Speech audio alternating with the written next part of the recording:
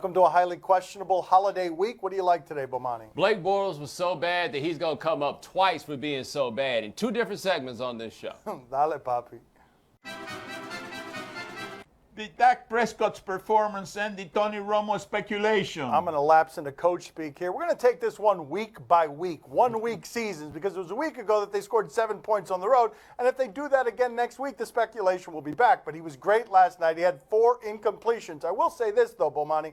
The Dallas Cowboys, as much winning as they're doing, they play a very safe football. Their quarterback isn't their best quarterback. He's on the bench. It's their safest quarterback. They've done the math and said, we want a guy throwing 5-yard button hooks to Jason Witten all game, and he did that very well last night. He's Alex Smith with a cooler name, at least if he's going to play as he did in this Tampa Bay game. And look, good for him because he did not wind up making many mistakes. But how many times did you see him in the pocket looking around until before he finally says, oh, well, I'll throw to this guy that's a couple of feet directly in front of me. The speculation is gone only for a week, because if he looks bad in next week's primetime appearance, then yeah, people are going to ask about Tony Romo again.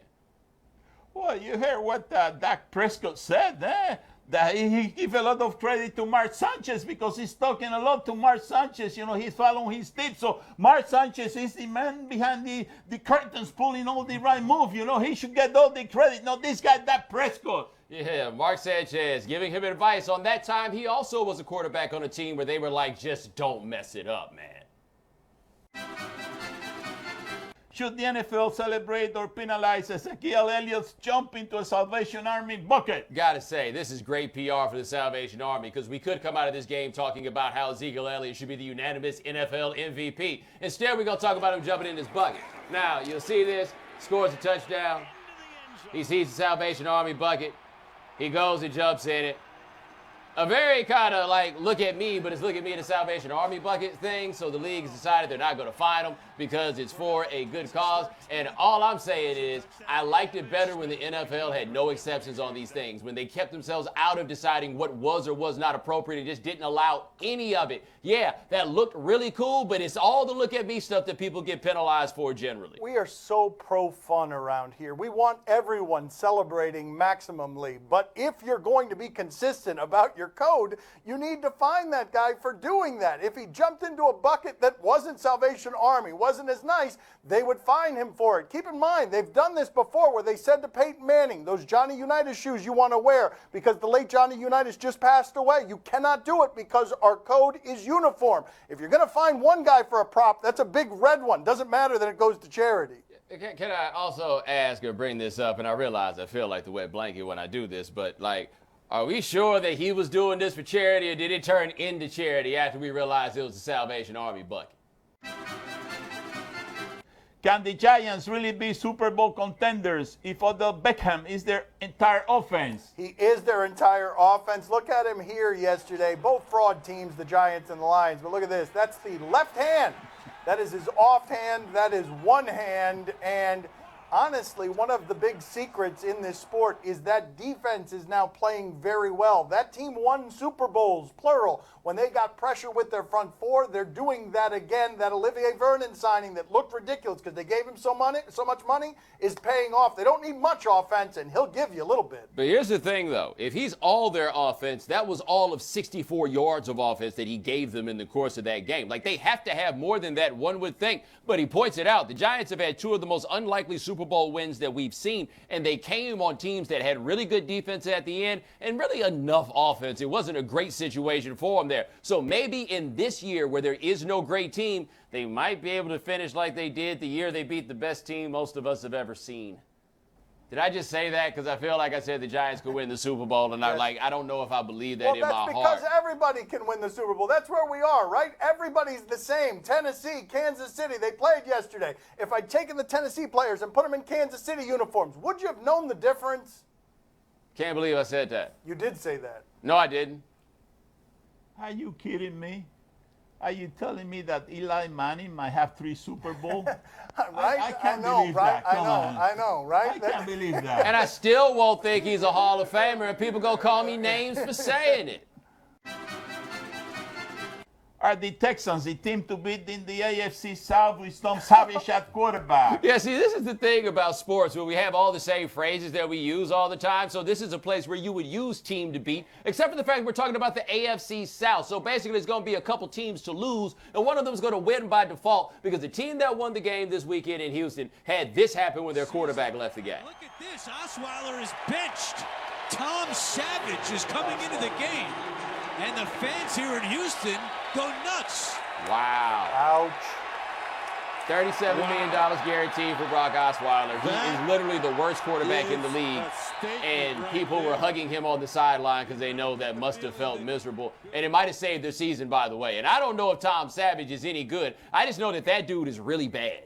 They're not the team to beat in the AFC. They're not going to come out of that division any team to beat, but I did find that fairly amazing. And keep in mind, they could have brought out Danny DeVito wearing a uniform that read not Osweiler on the back, and those people in that stadium would have rooted because it wasn't about Tom Savage there. He made DeAndre Hopkins matter, which is nice because he's a really good receiver, but that is a really bad football team that just benched a $72 million quarterback who probably isn't real soothed by those $72 million when the team in the city you play in is cheering and the huddle that you play in is telling them to please quiet down because they're celebrating with such overexuberance about your replacement.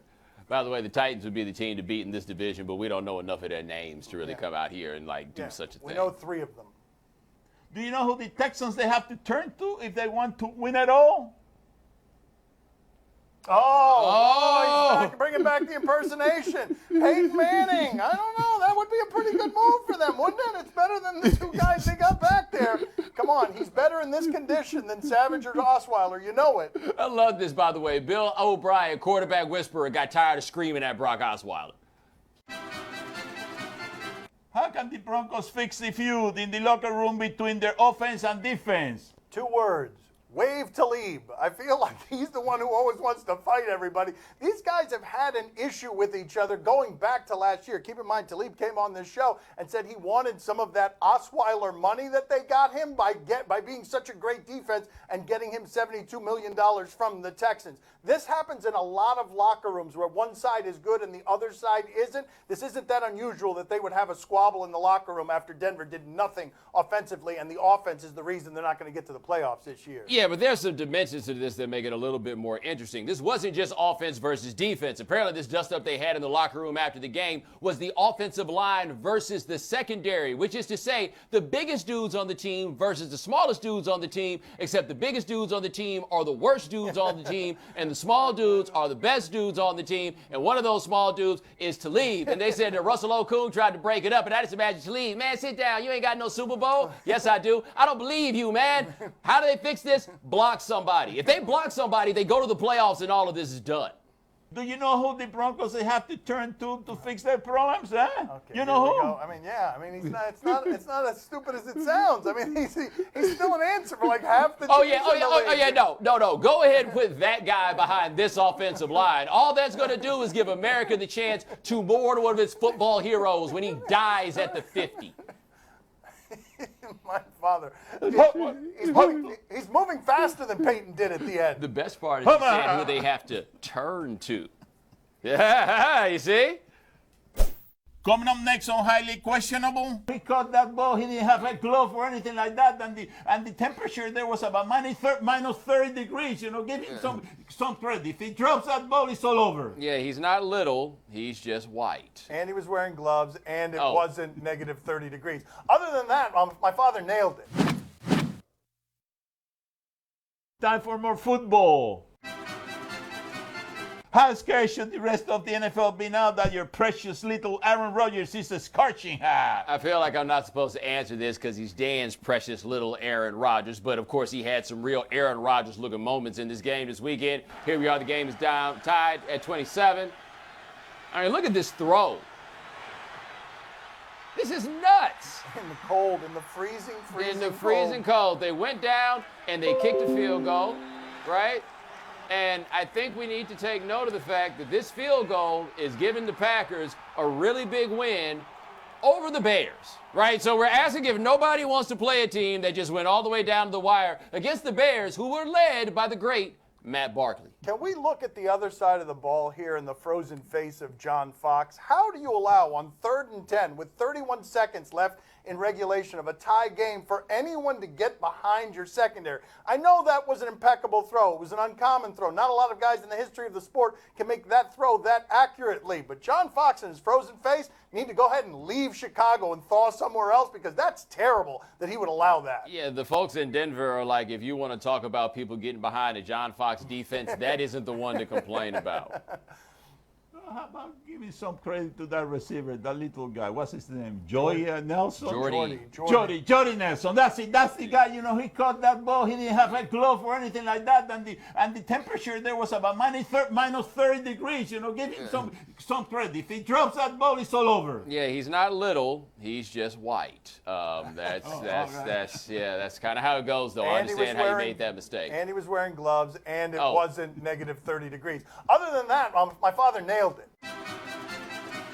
How should we feel about how Oklahoma handled the Joe Mixon assault? All right, over the weekend, the video of Joe Mixon hitting a woman at a restaurant in Oklahoma became part of the public record. People saw it. We have the video here. It is jarring. So there had been an argument outside between the parties. Mixon walks up here. There are more words exchanged. They have different stories on what was said, but I think he wound up watching the video, and it doesn't really matter what was said because it ends like that. Mixon was suspended for a year by Oklahoma on the front end. After he redshirted that year, they played in the Orange Bowl last year, and Mixon, who had not talked publicly about this, then was asked questions and then refused to say anything about it. Now the video is out in advance of Oklahoma playing in the Sugar Bowl, and we get caught with this place where people now see the video and it restokes the outrage, and it's certainly understandable. But the matter had been dealt with. It was a full suspension for a year from the football program. Understandable if people think that's not enough, but that's what was done. Seeing a video doesn't change it because they already saw it. It is an interesting thing, though. You are a little bit numb to the idea of domestic violence when you simply read about it in words and you do not get the details and you do not get video like that, because this has been handled. And a year's suspension seemed perfectly fine back when we only had the words. But now we've got the video, and what gets restoked, as Bomani says, is you want this guy gone from football. You don't want this guy to be able to get a second chance or an education. But nothing's actually changed with the details of this case. You just get to see it. You might not want to see it. And it's going to come up again because somebody's going to draft him, because whether you like it or not, he's too good for nobody to take him. Should the NCAA be worried about Christian McCaffrey and Leonard Fournette's decision to skip their bowl games? It's interesting. These two guys are probably the top two Heisman contenders coming into this season. Neither won it, and now we get to the end of the year, and both are deciding it's better to protect their bodies and get ready for the draft than to go play in their lower-tier bowl games. Now, I can understand it, obviously, because there's money on the other side. I also could understand if their teammates were upset about this because they've got things to worry about also. But their teammates don't seem to be upset about this, so they made decisions looking out for themselves, and that's their right. And if people are mad, people just going to have to be mad. We always get a little squeamish when the business decisions make their way this overtly into what we think are fun and games, and we like moralizing on behalf of these guys as if their knees are our knees, telling them what they should do with their knees. But if there are coaches who take better jobs, who don't risk physical injury, who skip bowl games, and you don't have any problem with that, then you're not allowed to have a problem with this. I will say this, though. I got to wonder why the other guys on the team are not saying, what about me? Because, yeah, there's a risk for Christian McCaffrey as maybe being a first-round pick. But if you're going to be a fourth-round pick and then you blow out your knee, you'll probably never play in the NFL. What about him? And that's where this gets tricky. Oh, no. Oh, the worst of insults.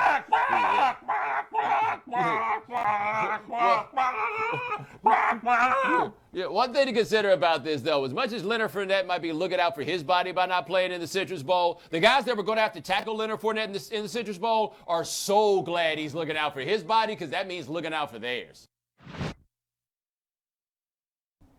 And she gonna shake it like a red nose, like a red nose, and she gonna shake it like a red nose, like a red nose, and she gonna shake it like a red nose, like a red nose, and she gotta shake it like a red nose, like a red nose. This broadcast from the Clevelander Hotel on beautiful South Beach, Miami. Time to play the game that feels like a new man. Do you question? You give us topics and events, and we question them. Do you question if James Winston was trying to throw a headbutt? Okay, so I figured out that a constant theme of Jameis Winston's career is going to be, what are you doing, right? Like, sometimes it's going to work out fantastically, but it's going to be a whole lot of, why did you do that? And here we are with a real why did you do that moment. It's the second quarter. You know? He in there like, yo, we scrawled in, right? And then he got real scrawled right there with Justin Durant. That was 15 yards. You're the quarterback, man. Yeah, that's not wise for a number of different reasons. But how about his weak attempt at a cover-up? Let's look at that again where he pretends. He realizes, well, that was dumb. The referee probably saw that. Let me pretend to help up Doug Martin. Let me pretend like that is something that just happened. You got to admit, though, that's quick thinking. Right? Like, I think the dumbest thing was getting in there in the first place. Then that. Right. No, I wasn't headbutting him. I was just super eager to help Doug Martin up here. It's not the worst headbutt in the history of quarterbacks, but only because we can show you this celebration by Gus Frerotte, yes. which is always a favorite around here. Just throw that up there. That is celebrating a touchdown. This is the funniest thing to happen in the history of the NFL. I bet Gus Frerotte wishes he had a running back that he could pretend to reach to, like he was trying to cover that up. Why is that the celebration, Gus? Do you question if Bernard Hopkins should go out like this? All right, if you're young and watching this, I need you to understand that Bernard Hopkins was one of the great fighters of all time. Like a really, really great boxer. He's just 51 years old. He's going on 52. He literally fought a dude off the street. Like, I mean, this is just a regular dude. And, two possible opponents. I mean, like that. Is that a garbage can or he just hit the ground? Please tell me it's the ground and not a garbage can. He was fighting a garbage can. The garbage can gave him that work, and that's it. Like, that's the end of a great career. He had never been knocked out before. His one knockout is one of the most embarrassing knockouts in the history of boxing.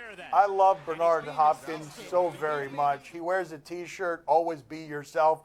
Unless you can be Bernard Hopkins, then be Bernard Hopkins. And I love the way he's carried himself throughout his career. But then after the fight, you know what he said? He said, I wasn't actually hit. I was shoved out of the ring. By that dude's knuckles, man. Go retire. You know, if he wants to fight again, this guy's in his age group. Oh, who we got? Oh, no, I don't. He doesn't want it. There you go. He doesn't want it. He doesn't want this guy. He does not want it. Yeah. Wow. That guy giving Josh McRoberts that work. The shame of it is, this is the one time Poppy didn't want somebody to come fight Dan, and this is the chance that Dan had a chance to win. Not really. Time to play the game that once had a very lucrative career as an exotic dancer. See? Or no? Tell us what's on television tonight. He's more than likely going to be intrigued. You can make him jump. What? On Fox Sports Oklahoma, Hawks and Thunder. Yes, Russell Westbrook. You want to watch Russell Westbrook? Let's watch some more Russell Westbrook. Let's see. Oh, my Lord. How did he do that? He knew he was going to do that. Look at that. He feels like he can float right here where he's like, I mean, styling in midair. Bomani, are you intrigued? As if Russ hadn't done enough for us this season, he gave us an excuse to bring up the name God Sham God again, which we really don't do enough when you think about it. Poppy, what about you? Are you intrigued? Oh, see, I'm very intrigued. But listen, that's not fair what he did to that little kid there, you know. That's a little guy. He looks like an 11-year-old kid, you know, playing in that court. You know, he should pick a fight with somebody that is really big. Look at him. That's right. You know, that's not fair. I just want to let both of you know, Tyler Ewell's fist the bill of what I tell you about every short professional athlete. He'll walk in here and give both of y'all those hands. Keep on talking. But he is so right. He looks emaciated. Yeah, but I'm righter than you are on this one. He looks like a cartoon 11-year-old. He'll walk in here and put his hand under Dan's throat and shut this whole production down. On NBC, The Wall. Oh, I enjoy game shows of all kinds, so I'll partake in this one, at least in part because the executive producer is LeBron James. And when my father saw the commercial for this last night, he began cursing at the television. He wanted to spit on it, but it's my television. Watch. This is the wall. It's 4 stories high. Those numbers across the bottom represent incredible amounts of money. Now, the wall was created for one reason. Oh my God! Oh my God! Oh my God! To change lives. If I had one word to describe it, it's just emotional. We wanted people, when they saw the wall, they knew they were in for something big. This is the biggest thing that I've ever seen on a set. That's the correct answer, Pat! Most of this money is for their communities. It's for helping people. It's for helping their friends, helping their families. $240,237. You know, in that last moment when you think there's no hope left and everything is lost, it goes in $1 million, and all of a sudden they're millionaires, and it happens so fast. It was amazing. I wouldn't replace this for anything in the world. One ball could change your life. Television is stupid. Bomani, are you intrigued? Why not take it all the way and change the name from the wall to Flinko, right? Or Minko? Because it's Plinko, man. You think I don't know what Plinko No, is? it's not Plinko. I love Plinko, No. though. So let me just go ahead and change this up. It's not Plinko. It's a giant wall. That's the difference. It's a big giant wall. Poppy, are you intrigued? No, I'm not intrigued at all. Whoa. With LeBron, Whoa. I got a rate check on it. Whoa. You know, every time I see him playing in the NBA, I turn the channel off. You know, Whoa. you know, if I want to watch a game show, I can't stand seeing LeBron. To be very frank with you, it's a big no. He didn't act like that when LeBron sent that free pizza, though. He ate it. No, he ate the free pizza, but That's still different, no. that's It different. is. It was delicious. Well, if I could eat this game show, it would be different. I'll That's change right. my opinion. A giant wall made out of pizza, then my father'd be in. He wouldn't just watch. He'd be a contestant, the Yeah. first. That's all the time we have for today. Thank you for watching. Talk to you tomorrow. Thanks for watching. Gracias. See you mañana. I wonder if after one season, LeBron is going to walk away from that game show like he did to the good fans of Miami. Oh, look at that. After 4 seasons of Plinko. 2 championships. He's going to walk away.